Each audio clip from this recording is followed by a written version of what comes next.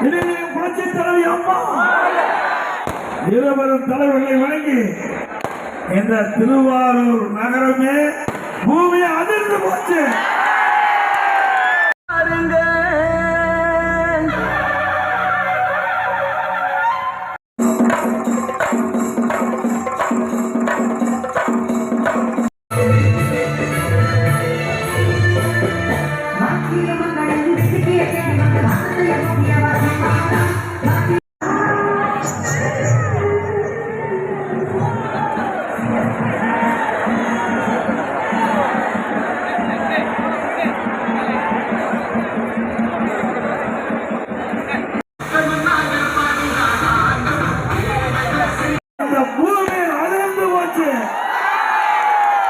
எங்கே பார்த்தாலும் மக்கள் வெள்ளம், கடல் வாழ் காய்ச்சல்